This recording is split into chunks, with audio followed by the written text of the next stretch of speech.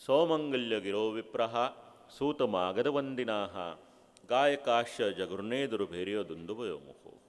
દુંદુભીના નાદ થયા. પધારેલા વિપ્રો મંગલ ગાન સૂતમાગધ વંદીજન સ્તુતિ ઇત્યાદિ કરવા લાગ્યા.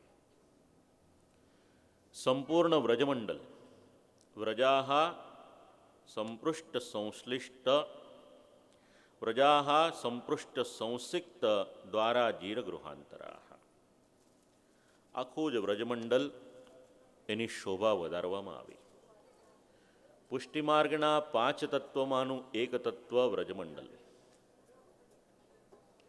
એ વ્રજમંડલની શોભા એને વધારવામાં આવી. દરેક વ્રજભક્તોએ પોતાના ઘર શણગાર્યા. નગર સાથે સાથે શેરી ચોગાન ઇત્યાદિ બધું શણગારવામાં આવ્યું. ચિત્ર ધ્વજ પતાકા સ્રક ચૈલ પલ્લવ તોરણેહી. દરેક શબ્દની વ્યાખ્યા શ્રી મહાપ્રભુજીએ સમજાવી. તોરણ કોને કહેવાય, ધજા કોને કહેવાય, પતાકા કોને કહેવાય, આ એક એક શબ્દ સમજાવ્યા. પછી ગાયોની શોભા. ગાવો વૃષા વત્સતરા હરિદ્રા તૈલરૂષિતા વિચિત્ર ધાતુ બરહસ્રક વસ્ત્ર કાંચન માલિના. ગાયોના શિંગડા ઉપર શોભા કરવામાં આવી. નૂતન વસ્ત્રો ધારણ કરાવ્યા. સુંદર મજાના સોના રૂપાની કંઠીઓ એને ધારણ કરાવી. હલ્દી લઈ કુમકુમ લઈ એની પર થાપા કર્યા.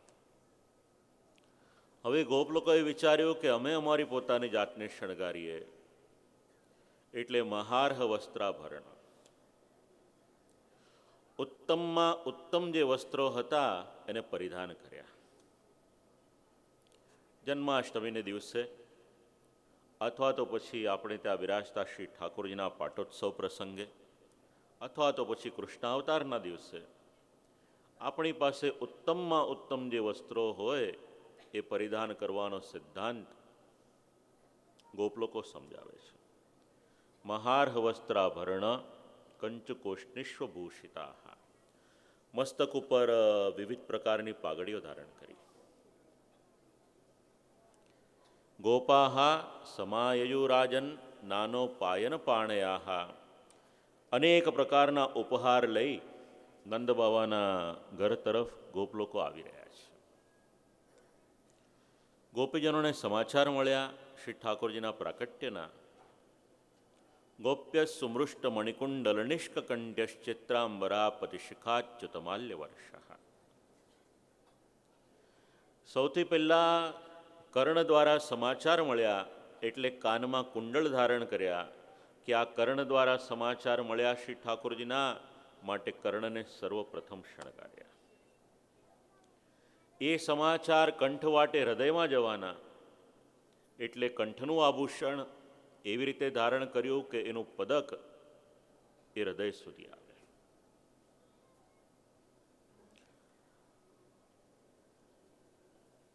નંદાલયમ સવલયા વ્રજતિર્વિરેજુર. બધા જ ગોપીજનો સુંદર મજાના વસ્ત્ર. ગોપીજનોના વસ્ત્રનું નામ છે અંબર. સાડીના ઘણા બધા પ્રકારો આવે, એમાંનું એક પ્રકાર આ અંબર, ચિત્રાંબરા.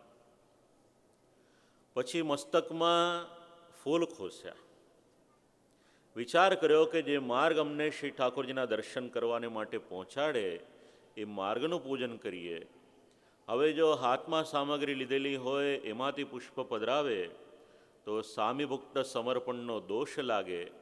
એટલે કેટલાક પુષ્પને મસ્તકમાં એવી રીતે ખોસ્યા કે માર્ગમાં ચાલતા ચાલતા એ મસ્તક દ્વારા માર્ગનું પૂજન થાય. કારણ કે મસ્તક એ ઉત્તમાંગ. પતિશિખાચ્યુતમાલ્ય વર્ષ. હવે જવાનું ક્યાં? એટલે શબ્દ આપ્યો નંદાલયમ. હવેલી વગેરે શબ્દ તો બહુ પાછળથી આવ્યા. શ્રીમદ ભાગવતે મૂળ શબ્દ આપ્યો, એનું નામ છે નંદાલય. માટે ઘણા વૈષ્ણવોના ઘરે શ્રી ઠાકોરજી જ્યાં બિરાજે એ સ્થાનમાં ઉપર નંદાલય એવું લખેલું હોય છે. અને મૂળ ભાગવતનો આ શ્લોક છે. વ્રજતિર્વિરેજુર વ્યાલોલ કુંડલ પયોધરહાર શોભા. સુંદર મજાના અલંકાર આભૂષણ મૂંગા વસ્ત્ર પહેરી અને પધાર્યા છે. શ્રી બાલકૃષ્ણલાલજીની સન્મુખ સમુપસ્થિત થયા છે. તા આશિષ પ્રયુંજાના શિરમ પાહિતિ બાલકે હરિદ્રા ચૂર્ણ તૈલાદભિ સિંચંત્યો જનમુજ્જગુઃ. ગોપ લોકો આવ્યા, પોતાની સાથે દૂધ, દહીં, માખણ ઇત્યાદિ લાવ્યા હતા. ગોપીજનો આવ્યા. હરિદ્રા એટલે હળદર. કોઈ પણ મંગલ કાર્ય આપણે કરવાનું હોય, પૂજન કરવાનું હોય, ઠાકોરજીને તિલક કરવાનું હોય, તિલક કરીએ. 2 વખત તિલક કરી અને જ્યારે આપણે અક્ષત પધરાવવાના હોય શ્રી ઠાકોરજીના ભાલ પ્રદેશમાં, તો આપણા મનમાં આવે એટલા ચોખા ન લેવાય. ન ક્ષતાહ અક્ષતાહ. મૂળ ક્રમ એવો હતો કે બજારમાંથી ડાંગર લાવી એને ખાંડી અને આખા ચોખ્ખા હોય એ લેવામાં આવતા હતા. ઠાકોરજીના ભાલમાં પધરાવવાને માટે, ધરાવવાને માટે જે તૂટેલા ન હોય એવા આવા આખા અક્ષત, અને એમાં પણ હળદર મિશ્રિત કરવાની, કારણ કે હળદર એ મંગલ સૂચર અર્થ છે.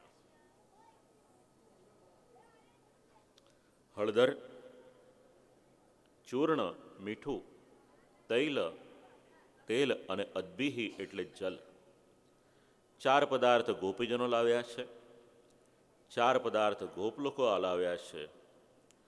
દૂધ, દહીં, માખણ ઇત્યાદિ ગોપ લોકો આવ્યા છે. અવાદ્યંત વિચિત્રાણી વાદિત્રાણી મહોત્સવે નાદ થઈ રહ્યા છે વિવિધ પ્રકારના. નાદ દ્વારા ઉત્સવ, એનો આનંદ એ વધારે લઈ શકાય. બધા ભેગા થયા. ગોપાહ પરસ્પરમ હૃષ્ટ્વા દરિક ક્ષીરકૃતાંબુભિઃ. એકબીજાની ઉપર આ બધા લાવેલા પદાર્થો એકબીજાની ઉપર ઉછાળે છે, એકબીજાના ઉપર લગાડે છે. ઉત્સવનો આનંદ એમાં અભિભૂત થયેલા છે. દરેકના મનમાં આનંદ, આનંદ, આનંદ. અને તે સમયે બધા બોલતા જાય છે, નંદ ઘેરા નંદ ભયો